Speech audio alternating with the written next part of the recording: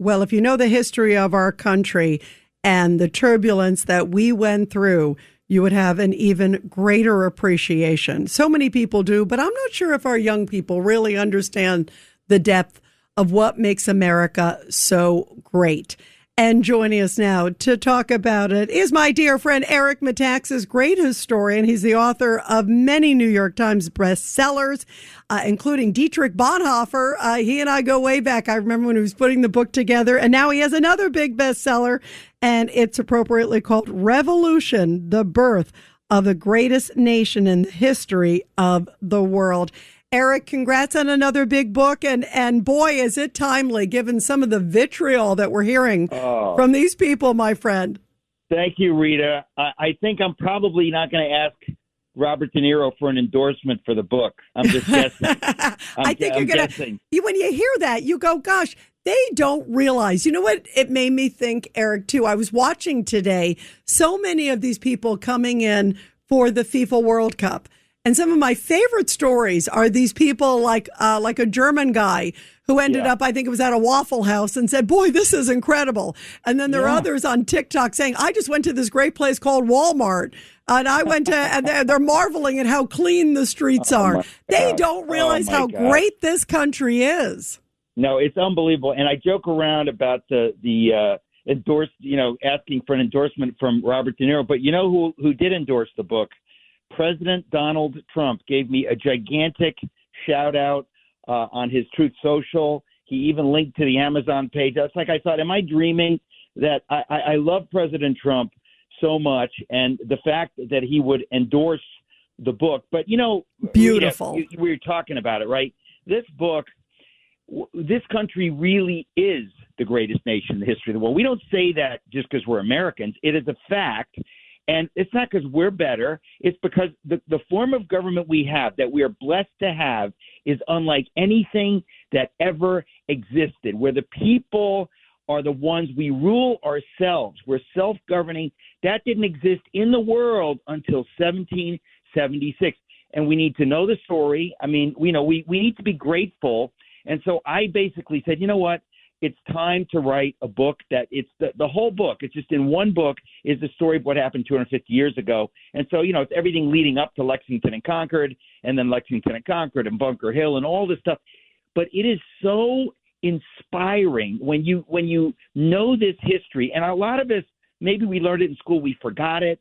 And it's kind of gone out of the culture, right? Where we used to, I always say that if you went 1960 and put a microphone in anybody's face in Main Street America, everybody knew all the stories of the revolution and the players and the figures and the story, you know. And I said, we need to know. And this year, the 250th, I call it the super centennial. We need to go back. We need to know these stories. We need to teach these stories to our kids. They're so inspiring. I feel like we have a duty, let's put it that way. And so I said, I want to write a book that's a readable version. So, you know, because there's millions of books on the revolution, but what do you read? And some of them, you know, they're coming from this, if it's not a woke perspective or an anti-American perspective, it's a slightly, I don't know, kind of sad perspective. They don't want to celebrate. It's like listening to De Niro or Bette Midler. They're tortured about America. They don't see the greatness of it. And I said, I want to write a book that tells the whole story. You know, I have no angle except to tell the story. And that, you know, and the reason it's titled Revolution and not the American Revolution is I said, this is the only revolution that succeeded. The French Revolution was a failure. We know all these other things that call themselves revolutions. Only our revolution was a wild success. It's an amazing story. And again, some of these figures, Nathan Hale and Patrick Henry, all these figures, everybody in America needs to know who these folks are. So I put it in the book, and I think, I don't know if I'd communicate with you, but the New York Times, it was number 2 on the New York Times bestseller list. Bravo. It was number 1 on every other list, and we checked. It sold 5,000 more copies than Jill Biden's book in the first week. The New York Times still put Jill Biden's book ahead. So we already know what we think about the New York Times. But the fact that it is even number 2 on the New York Times list and it's number 1 on the other list, I thank God, because I really believe America, we cannot really go forward unless everybody in America kind of gets the memo of who we are, what our liberties, where they come from, all these beautiful stories. So, you can tell I'm excited about it. I'm thrilled the book is doing well. But listen, we're seeing a resurgence of patriotism in America. I have to laugh when I think of last night at the White House and what's been going on.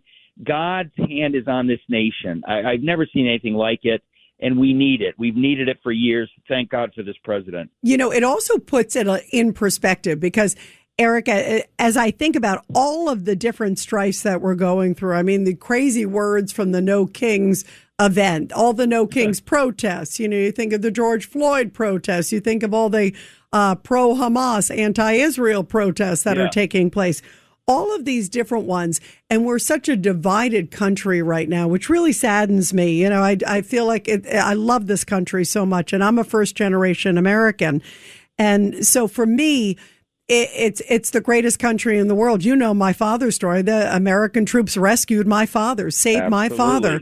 And so I grew up in a home where when the military was on or a story about America, my dad was glued to the TV, and was so grateful. And I hate when I see people like De Niro and others trashing it. Are you worried? How much are you worried about the next generation? Which is why I think this book is so important. I'm not worried. I travel the country. I just got off a plane an hour ago. I was in California yesterday.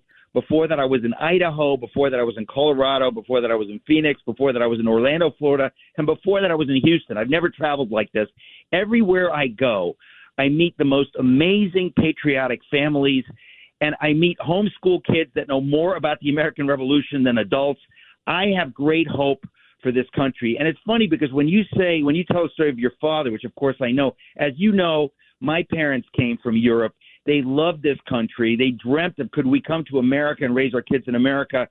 And they raised me to love this country. And I think to myself, what my parents always taught me, coming from Greece, my dad, and Germany, my mom, they always said, Americans are the good guys. Americans are the good guys. My mother said when the war ended in Germany and the Americans came because we won, she said they knew those are the good guys. When the Russians came, because my mother was in what became East Germany, they knew those are the bad guys. Those are not the good. The Americans are the good guys. They do not rape. They do not pillage. We have always been that way. And when I did my research on this book, I got to tell you, I was amazed. I mean, I was amazed when you see George Washington sternly speaking to his officers that they will not stoop to the barbarities of the British. The British were barbaric. They were the Japanese or the Nazis in World War II, barbaric. And George Washington and the other Americans knew we don't do that. We obey God even in how we fight a war. We're the good guys. And I never really saw it so clearly before that even in the Revolution, the American spirit was we're going to honor God in how we conduct ourselves. And we believe if we do that, God will honor us. They really believed it was a sacred cause. The British were just the opposite. And I never really saw the wickedness of the British till I did the research for this book. They were so awful the way they treated prisoners. Even when you would surrender, they would bayonet you. They didn't even observe the rules of war. Absolutely barbaric. The Americans had a different ethos. That's who we are, and we need to know that.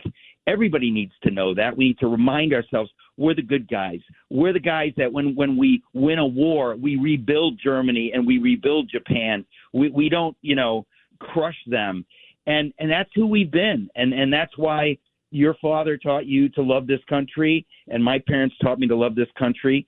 And, we get it. We get it. We're not foolish enough to think what, Bette Midler and others think. I feel sorry for them, honestly. Like, I think they're so lost that they actually, in their minds, have convinced themselves that Donald Trump is a tyrant. I'm thinking they don't even know what a tyrant is.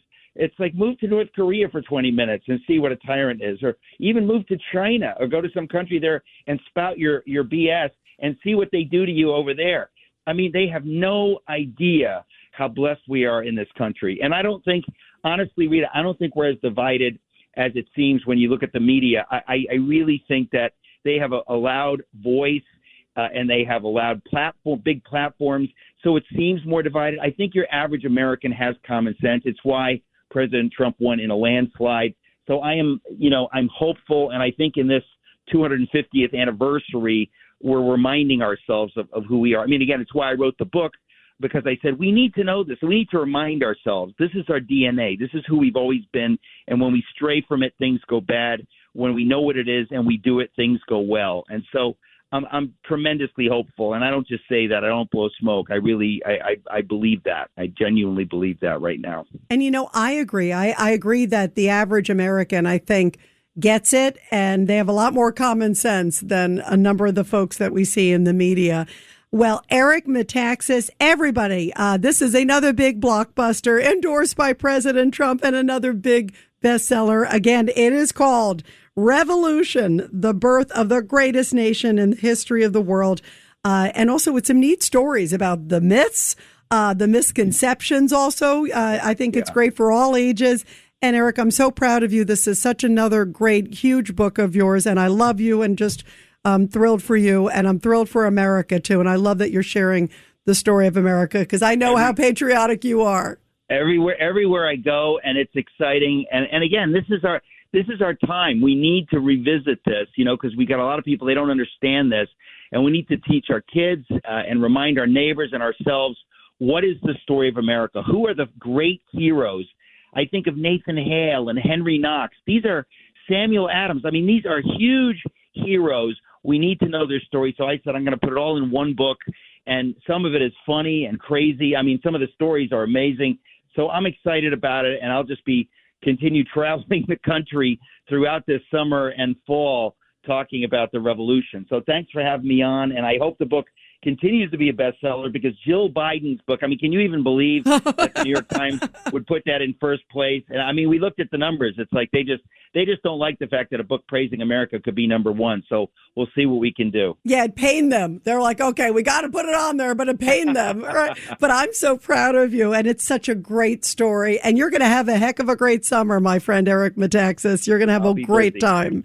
Eric, thank you. Congrats. And everybody, get Revolution. It is an awesome, awesome book by the great historian and big best-selling author and the world traveler and the globetrotter this summer, Eric Metaxas. Thanks, Eric.